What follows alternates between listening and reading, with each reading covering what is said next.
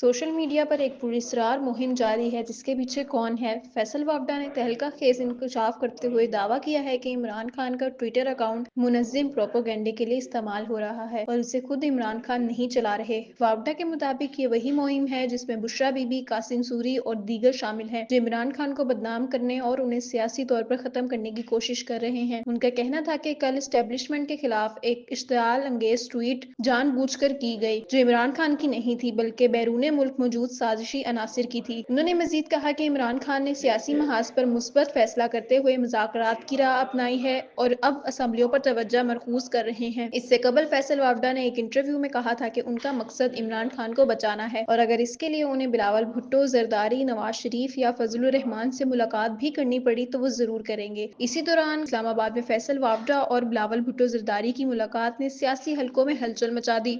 दोनों रहनुमाओं ने मुल्क में बढ़ती हुई नफरत और तकसीम की सियासत पर गहरी तशवीश का इजहार करते हुए सियासी इस्तेहकाम के लिए मुश्तरका हिकमत अमली पर गौर किया। सूरत हाल मजीद पेचीदा उस वक्त हुई जब दी गार्डियन को दिए गए एक इंटरव्यू में मिशाल यूसुफजई ने इंकशाफ किया कि इमरान खान अपनी पार्टी क़यादत पर एतमाद खो चुके हैं और अपनी अहलिया बुशरा बीबी पर मुकम्मल भरोसा कर रहे हैं। जेल में कैद इमरान खान का मानना है कि उनके पैगामात कारकुनों तक नहीं पहुंच रहे और क़यादत उनकी हिदायत में रद्दोबदल कर रही है। बुशरा बीबी जो सियासी पस मंजर नहीं रखती, अब इमरान खान के पैगामात बराह रास्त कारकुनों तक पहुंचाने का जरिया बन चुकी हैं। उनकी बहन मरियम रियाज भट्टू ने भी इस साजिश का जिक्र करते हुए कहा कि कुछ रहनुमा जाती मुफादात के लिए दोनों तरफ का खेल खेल रहे हैं, लेकिन बुशरा बीबी अपने शोहर की रिहाई तक पीछे नहीं हटेंगी।